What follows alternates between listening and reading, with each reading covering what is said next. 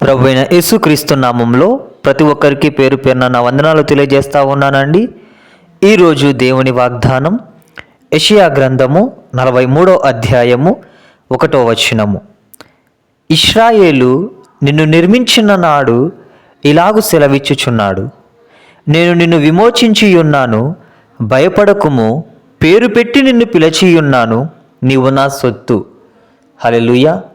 దేవుడి దినం మనతో మాట్లాడుతూ ఉన్నటువంటి మాట, ప్రియ సహోదరి సహోదరుడా, నీవు దేన్ని బట్టి అతిశయిస్తూ ఉన్నావో, దేన్ని బట్టి లోకంలో గర్విస్తూ ఉన్నావో, లేకపోతే బాధపడతా ఉన్నావో, అవన్నిటి నుంచి కూడా దేవుడు విమోచించి ఉన్నాడు. హల్లెలూయా. ఆ రోజు యాకోబు మోసగాడైనటువంటి వాడైనప్పటికీ, ఎన్నో శ్రమలు పడినప్పటికీ, ఎన్నో ఇబ్బందులు పడినప్పటికీ, ఎన్నో మోసాలు చేసినప్పటికీ, ఎంతగానో సంపాదించినప్పటికీ, దేవుడు ఆ మోసగాడైనటువంటి యాకోబును ఇశ్రాయేలు ప్రజలుగా మార్చి ఉన్నాడు. హల్లెలూయా. ప్రతి దాని నుంచి కూడా విమోచించి ఉన్నాడు. హల్లెలూయా. అయితే ఇక్కడ నీతో సెలవిస్తా ఉన్నటువంటి మాట, ప్రియ సహోదరి సహోదరుడా, నీవు భయపడమాకు. హల్లెలూయా. ఎందు నిమిత్తమైతే భయపడతానే ఉన్నావో, నీ కుమారుని గురించి నువ్వు భయపడతానే ఉన్నావా? నీ మనవడు నీ మనవరాల గురించి నువ్వు భయపడతానే ఉన్నావా?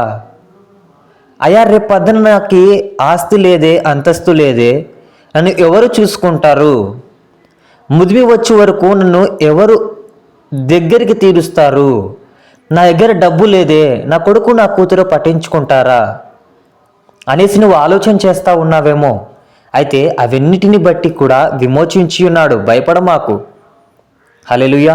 ఇక్కడ దేవుడు సెలవిస్తా ఉన్నటువంటి మాట, పేరు పెట్టి నిన్ను పిలిచి ఉన్నాను, నీవు నా సొత్తు. హల్లెలూయా. చూడండి ప్రియ సహోదరి సహోదరుడా, ఇక్కడ దేవుడు సెలవిస్తా ఉన్నటువంటి మాట, నీవు నా సొత్తు అనేసి మాట్లాడుతూ ఉన్నాడు. పేరు పెట్టి నిన్ను పిలిచి ఉన్నాడు. మామూలుగా ఎవరైనా ఒక జంట ప్రేమించుకుంటా ఉంటేనే నీవు నా సొత్తు అంటే ఎంత ఉప్పొంగిపోతారు. అయితే పరలోకమందున్నటువంటి తండ్రి, నిన్న నేడు నిరంతరం ఏకరీతిగా ఉన్నటువంటి తండ్రి, జీవము గలటువంటి తండ్రి, నీవు నా సొత్తు అంటా ఉన్నాడు. హల్లెలూయా.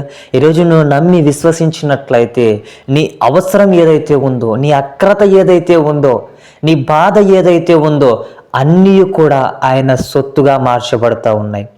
హల్లెలూయా. నువ్వు దేని గురించి చింతించమాకు. ఎందుకో తెలుసా?